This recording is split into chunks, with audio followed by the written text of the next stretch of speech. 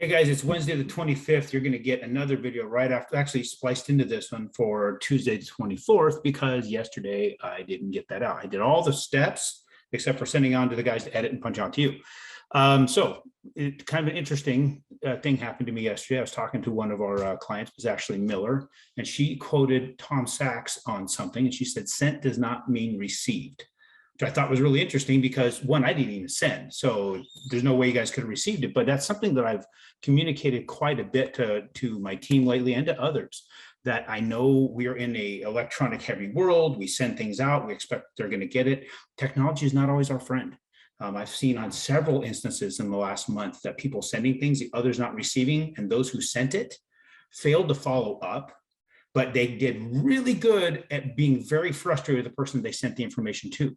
Well, then the person on the other end not receiving it, when they finally got the phone call or finally got the communication saying, "Hey, how are we doing with this?" to say, "I knew nothing about it." It's amazing how frustrated the sender got. Like, what do you mean? Now we're behind. What are you going to do to fix this? Seriously, guys, let's think about this for a second. If you're communicating with somebody, it is 100% your responsibility to get the communication out, right? Make sure it's received. And most importantly, make sure it's understood. I think we fail a lot at that part, the understanding piece. We are very good at dropping emails on people, sending them information, speaking from industry speech, using certain vernacular that other people are not familiar with. Then we get frustrated when they ask us, "Hey, can you define that?"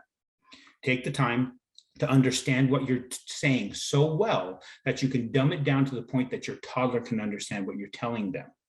So if you can figure out and at least get into the mode, I mean, not even figure out, just get into the mode of, when you communicate in a way you can guarantee they received it, you ensure they received it, and then you communicate it in a manner that they can fully understand it, repeat it back to you, and that everybody's on the same page. That's when things get done. Not just sending it out and praying for the best.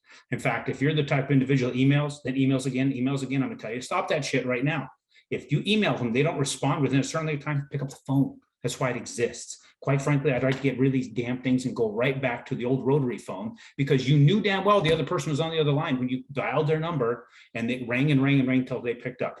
You didn't leave a message, you just kept ringing until they picked up. In fact, I remember as a kid, wanting to get a hold of somebody, what you do is you dial their number and you set the phone down and watch TV until you hear them come on, and it might be hours. You're going to tie up that phone line until they pick up. Very, very interesting times. We've gotten really, really, really relaxed because of what we have now in technology. So pick up the phone, talk to people, use the email to follow up with them, to cover what you did discuss. Use your text to set up the call. Don't try and communicate everything that way.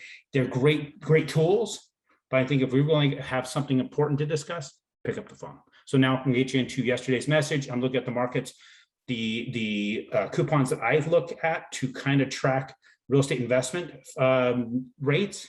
They're slightly better than they were yesterday. So there should be rates very, very similar to what we were. So the information I'm giving you as of yesterday's message is very, very applicable. Thank you. Morning all, another Tuesday hitting us, August 24th, 2021. Today, what we're looking at is reports with respect to more home sales, which right now we got new home sales, which meaning contracts on new homes is up 1%.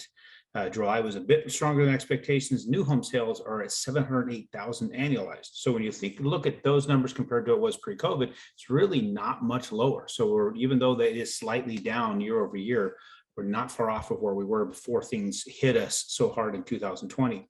Now, also looking at some inventory levels, inventory's up a little bit, which is a good thing, because that's one of the big problems we've been having is inventory. But it's not at that pace where it's a massive concern, or it's something that's making it any easier for people to get a house. We did also see as the median home price jumping up to nearly 400,000, right around 390,000 bucks.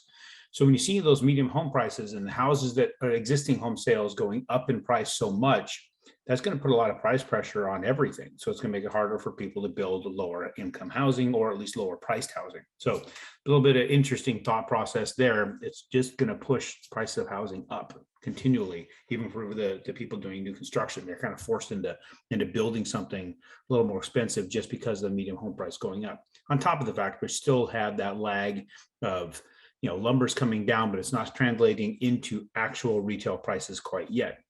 So let's get into looking at some charts here and see what we got going on.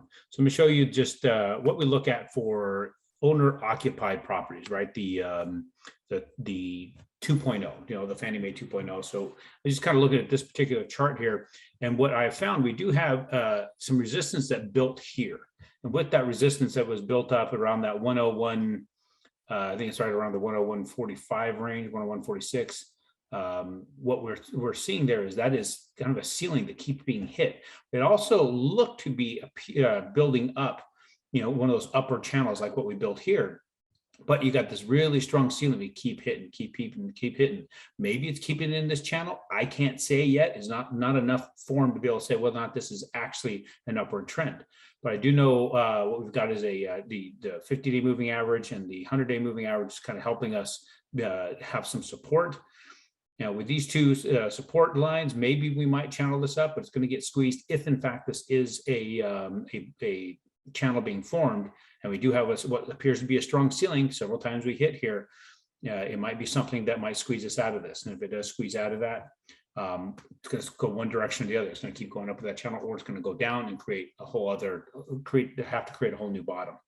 Looking at the 4.0, let me see here. I'm going to actually change that share here because I've got too many screens open. All right, so here's what we got. We got the 4.0. As you can see, we're sitting right above all the different trend lines, and we're really right here on one. We got one kind of a resistant trend line here that we're bumping up against. We'll see if we'll get above that, but the 4.0 has been holding fairly steady. I'm not really seeing a whole lot of worry here unless we break below it, but we still have quite a bit of support below with respect to that.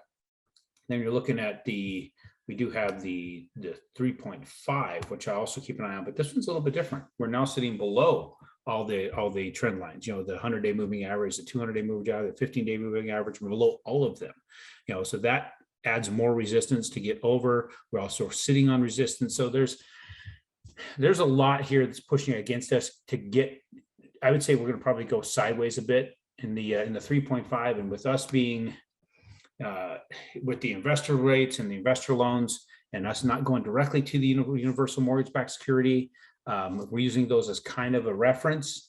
I'm thinking a little bit more sideways will continue. We've had our rates staying pretty aggressive, and we've not been seeing anything getting out of hand lately, but it'll price people quite well.